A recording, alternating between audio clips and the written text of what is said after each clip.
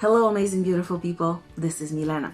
Today, I would like to talk about the times when we feel unfairly accused of something. And unfairly, I'm going to put in quotation marks. One of the very first things that happens when we are unfairly accused of something is we feel the need to defend ourselves, to show and prove that we're not who they say we are, that we haven't done what they say we have. And one of the main reasons why we want to do that is because there's this underlying belief that unless we do that, there are going to be some sort of severe, or maybe not so severe, but negative consequences. So what do? Then we go and defend, and we bring arguments, and we say things to try and show and prove and demonstrate that that's not who we are and that's not what we've done. Now, look at your own life when you've been unfairly accused and when you have defended yourself, or at least attempted to do so.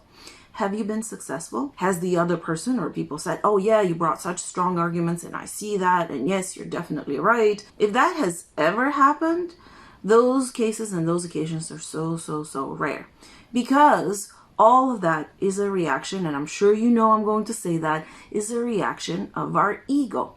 And the main goal of the ego is to engage us in a war, in a fight, something that drains our energy, takes our time and energy, and brings it down in a downward spiral, and something that definitely lowers our frequency and lowers our vibration, which only draws more onto it, and we create more negative experiences for ourselves. It is very tempting. This has been, especially for me, and I'm not the only one of the biggest open doors that allows for my frequency to lower is when somebody accuses me of doing something negative and I want to show and demonstrate that that's not the case. Now, this happens or can happen in any and all aspects of our lives. It's mostly visible when you're in the public space. For example, you have a YouTube channel, or you give workshops, or you own a business. For example, just today, I was accused of being cheap, for example, and the very first spontaneous programmed reaction is to defend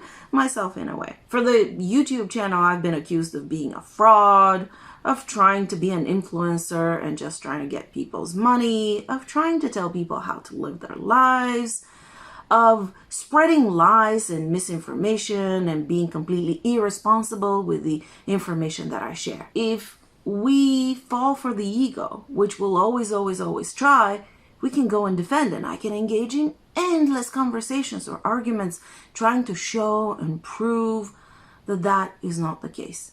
But the only result that that achieves is the lowering of my frequency and the expenditure of my time and energy. That reduces my capacity to actually do good, to do good for myself and others, for anybody really. And this is why it is important not to let our ego suck us into that, because the end result is we feel crappy about ourselves, or we feel crappy about the other person who's accused us, if we want to kind of externalize it and blame it on them, or we feel crappy about the relationship that we have with them, and so on and so forth. Our frequency has been lowered. Now, when it comes from people that we really love, that we care about, our partners or parents or children, it's really hard sometimes not to engage. You don't care about me, you're this, you're that, you did this to hurt me.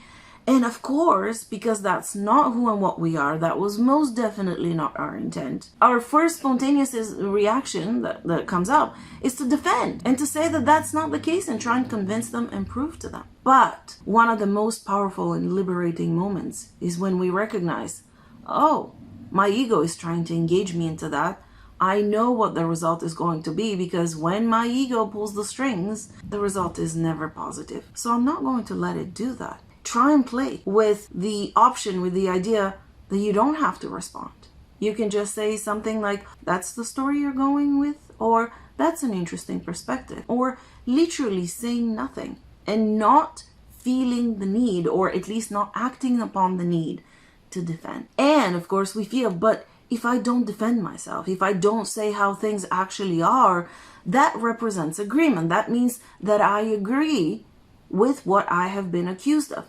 That, however, is not true. That means that you're just being really smart about where and how you spend your energy, about whether you want to allow for your frequency to drop or not, and what kind of interactions you are willing to engage in and what not. It does not mean admission of guilt or a fault, but when you are accused of something and you feel the sting and you feel that initial desire to defend or that impulse to defend, look inside you and see, do I feel any type of guilt or shame? Do I believe any of the stuff that is being said, even at a tiny percentage? And if that's the case, process it and then move on. One of the most empowering times that I have felt, one of the most liberating times, has been when I was able to go beyond the need of trying to defend myself in not responding and not feeling the need to show, improve, and convince anyone of anything. That is one of the most important steps where we truly step into our own power and freedom, which has always been inherently ours. And if you need more help integrating that into your own life, book a session at askmilena.com. Remember to subscribe to my newsletter as well as the channel, and click on the bell down below so that you can get notified of all future videos which come out on Friday. I'll see you next week, guys. Bye-bye.